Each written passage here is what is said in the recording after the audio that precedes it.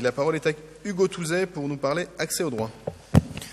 Merci Monsieur le maire. C'est une délibération qui est importante parce que si j'en crois l'ordre du jour, on va parler tout à l'heure des réfugiés et des campements de migrants. Et cette délibération montre qu'on n'aborde pas simplement la question des migrants par la question du traitement de l'urgence.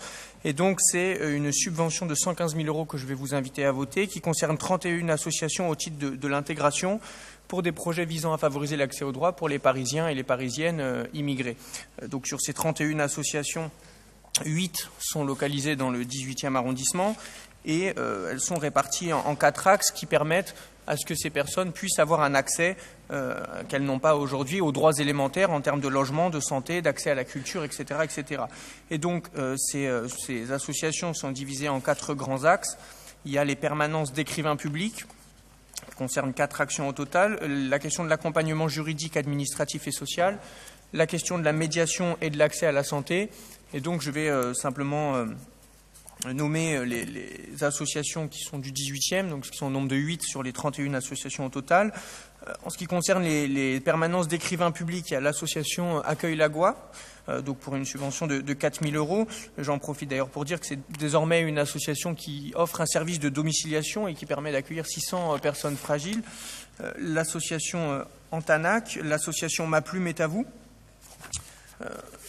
À chaque fois, ce sont des petits montants à 4 000 €, 2 000 €, 6 000 €, mais qui sont importants pour que ces associations puissent fournir les services qu'elles fournissent. L'association des travailleurs maghrébins de France qui fait un énorme travail depuis plus de 30 ans au sein du quartier de la Goutte d'Or. L'association Droit d'urgence, évidemment, qu'on connaît bien, qui a aussi des permanences spécialisées en termes d'accès aux droits des personnes migrantes. Et enfin, l'association SOS Casamance qui permet des ateliers d'échange et de partage d'informations à destination des parents et des enfants dans le cadre d'améliorer le cadre éducatif. L'association Traces de Vie et en matière d'accès à la santé, l'association Basiliade.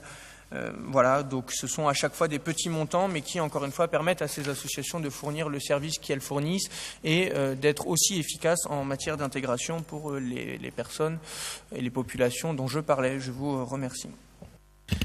Merci beaucoup. C'est une pierre de plus à l'édifice dont et Nadine Maisance et Dominique Demangel et Maya Akari nous ont aussi parlé. Sur cette délibération, pas de difficulté, unanimité. Je vous en remercie.